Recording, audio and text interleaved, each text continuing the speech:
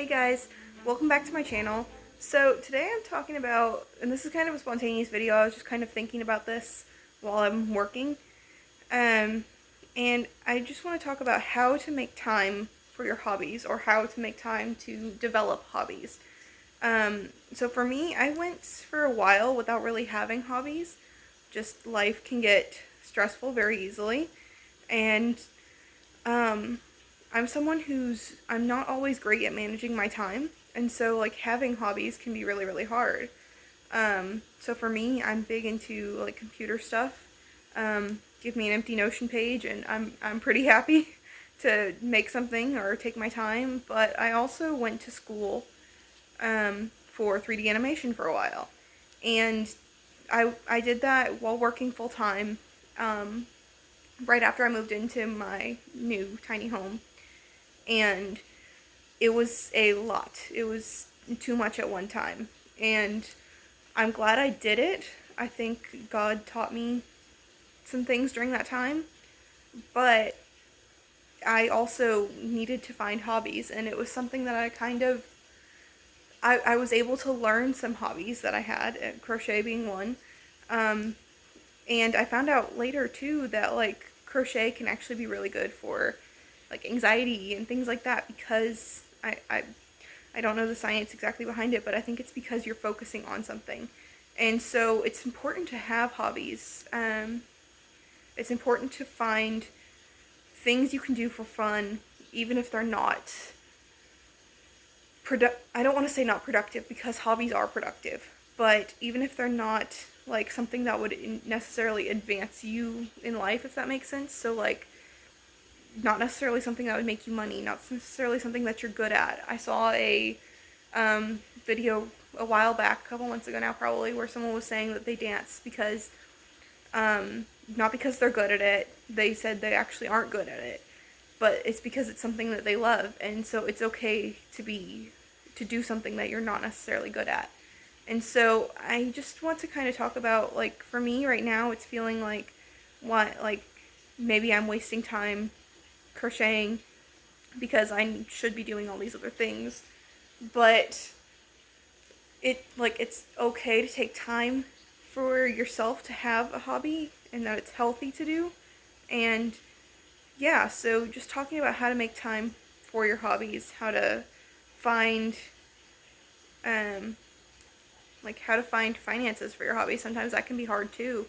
Um, if you look on Amazon, you can find several crochet kits for under $40, $20 even, that are like really good values. So that's a good way to start inexpensively if your hobby is something like crochet. Um, you'd be surprised how you can find things cheaply, clearance sections, all sorts of stuff.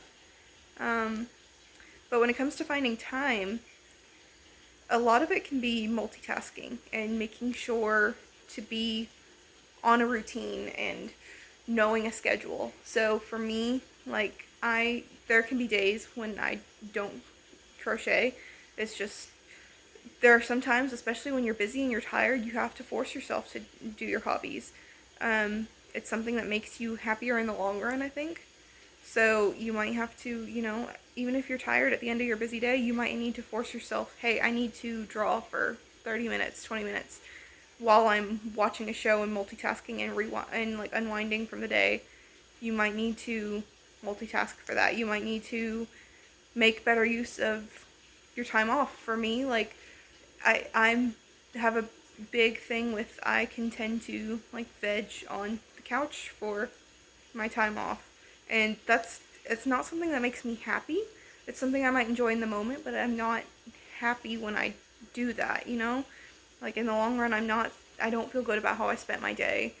And so making time to make sure you're working on your hobbies can be great. Maybe you work all the time and you don't have a whole lot of time to even practice a hobby or to go get supplies for your hobby. Something like that. Like if you could listen to audiobooks while you drive, or while you're cleaning your house, or even while you're at work in some cases, so that you can still read if reading is your hobby. or you know, you can make use of whatever time you have, because even I've heard someone say that they bring crochet with them when they go to restaurants or in the car, and or between classes or whatever, and that can, like, even if you only have 5 or 10 minutes, if you have 5 or 10 minute chunks 5 times a day, that's almost a half an hour of time that you can get something done. And sometimes you can get some really, like, really productive work done during that time. So it's finding balance. That's something I've struggled with a lot. I don't shift very well in between mindsets, like between, oh, I need to be at work and I need to be at home relaxing and I need to be doing housework or whatever it might be. I don't shift between mindsets like that very well. So it needs, like, it can be hard to make time to do your things. You might need to cut something else out. Maybe there's something that you just, that's not like providing for your life anymore that you're still doing, but maybe you can also commit to something. So maybe if your hobby is reading, or if your hobby is knitting or crochet, join a book club, start a book club, or a crochet circle, or have friends and you all work on a project together.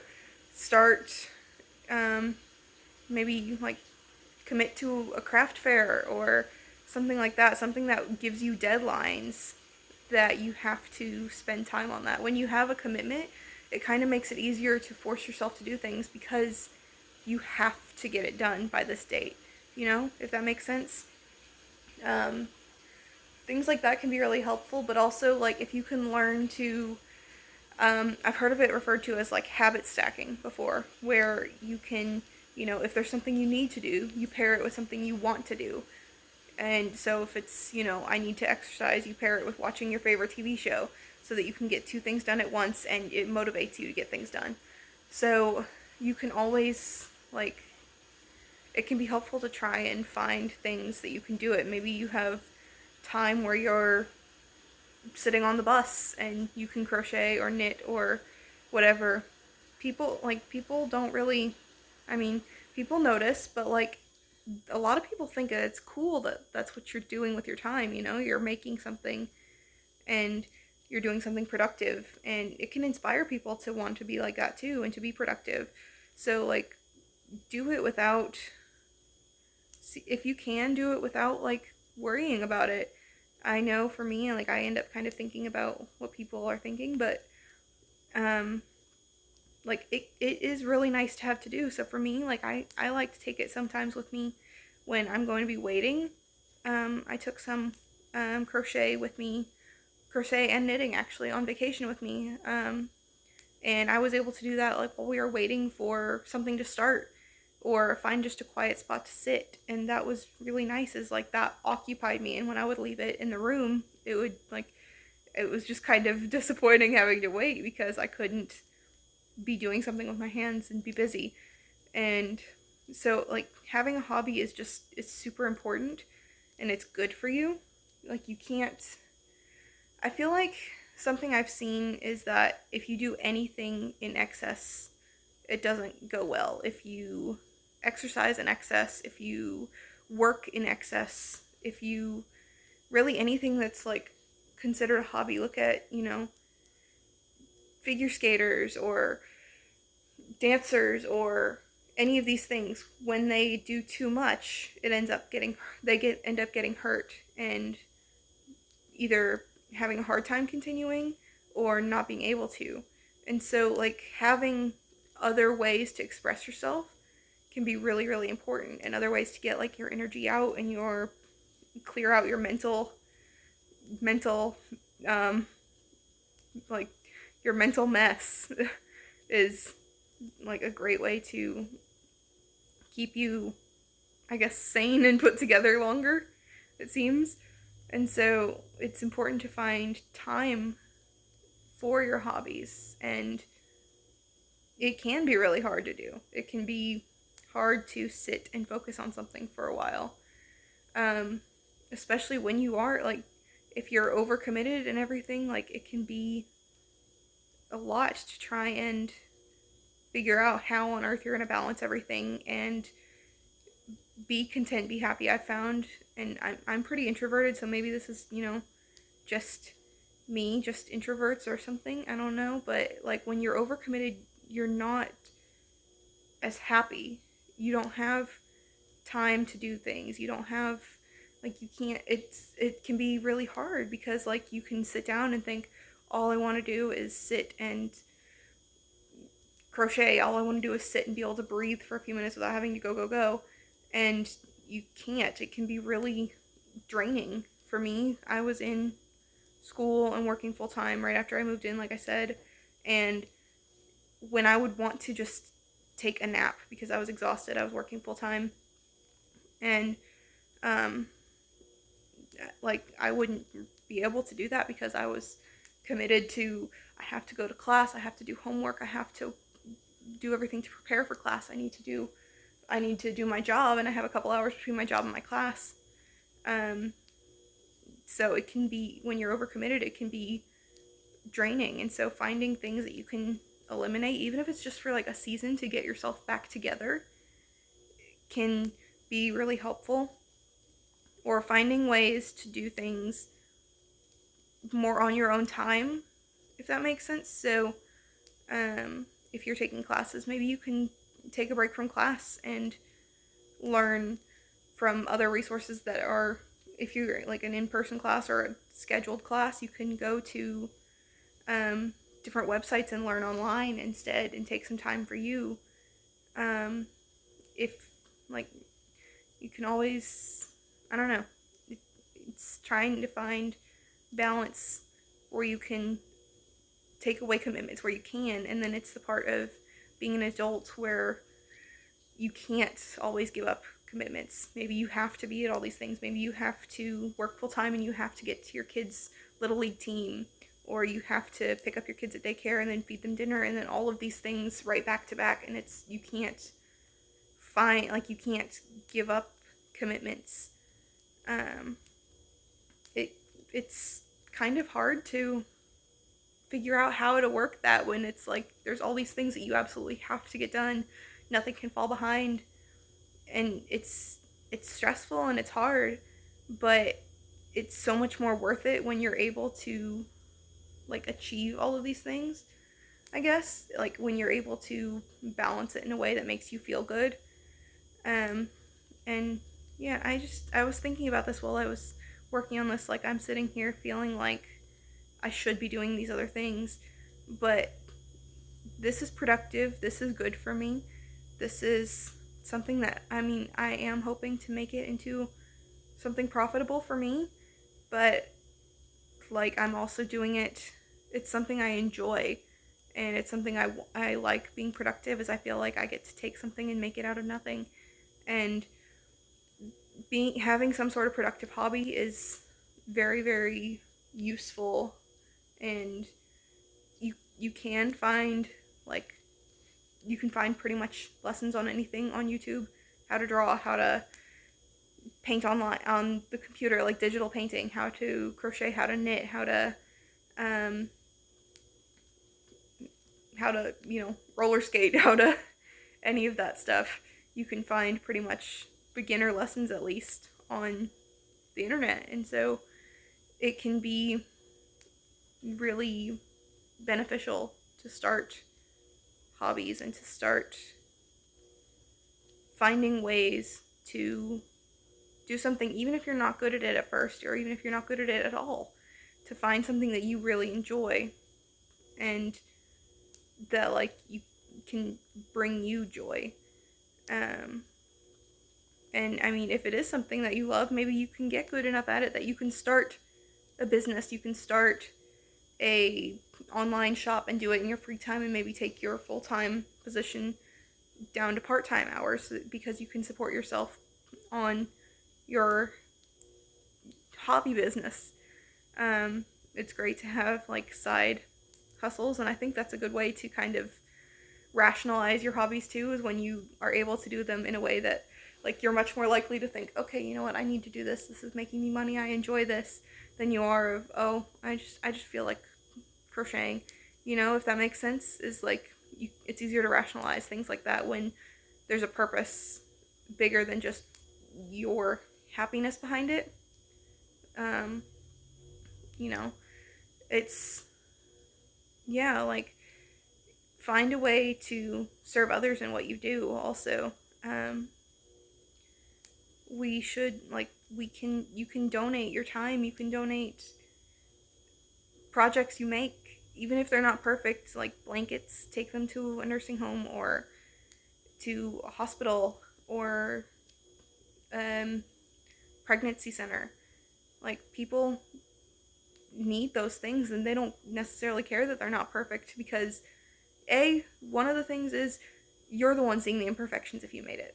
A lot of people, like, especially, like, a lot of people aren't going to see that unless you point it out. Like, you're the one who's judging your work. Someone else is going to look at it and think, oh wow, someone made that, or oh, was that handmade? That's so cool. They're not going to see, oh, they missed a stitch here. It's not perfect. Like, people aren't going to see that, and so it's easy to put so much pressure on ourselves, but we, like, people don't necessarily care.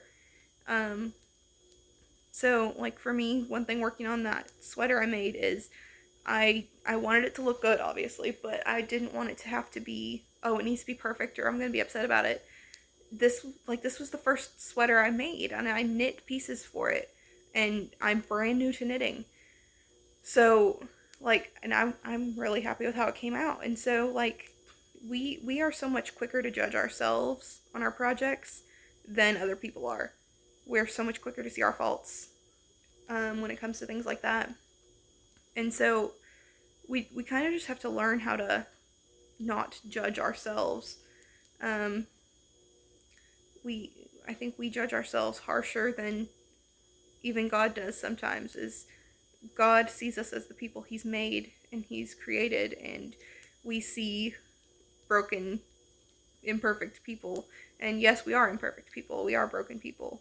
But once you're forgiven, like, you're seen as beautiful in creation, like a beautiful creation made new in God's image.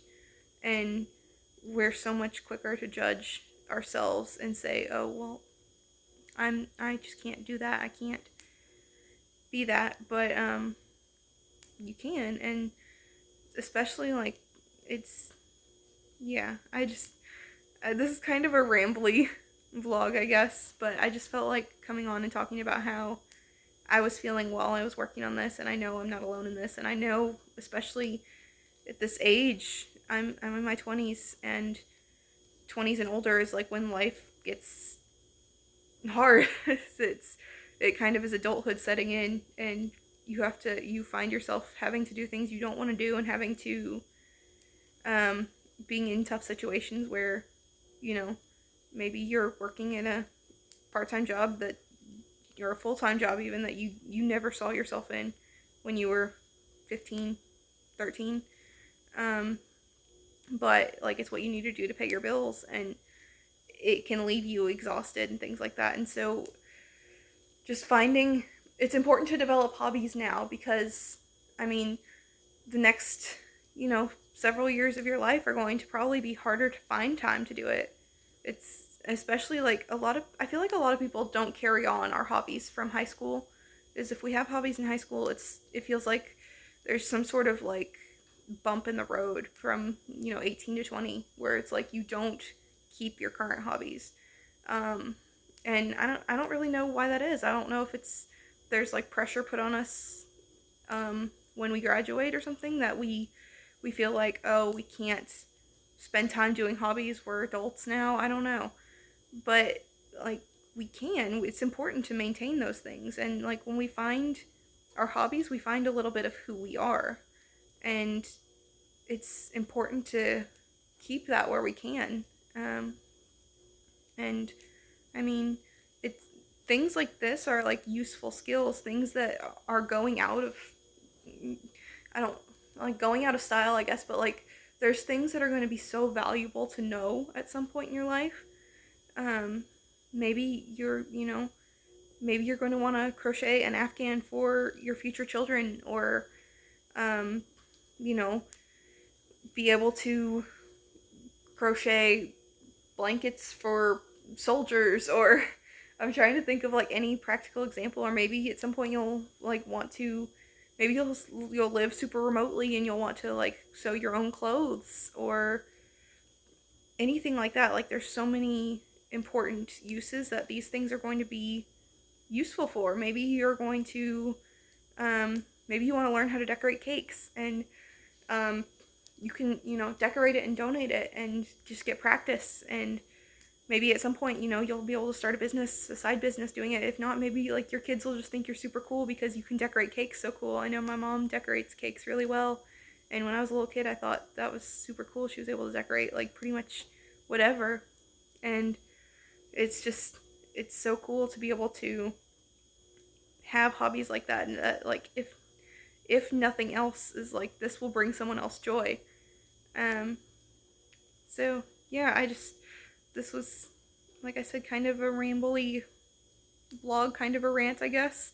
So I hope that kind of helps answer why finding time for your hobbies is important, and hopefully how to find time to practice your hobbies.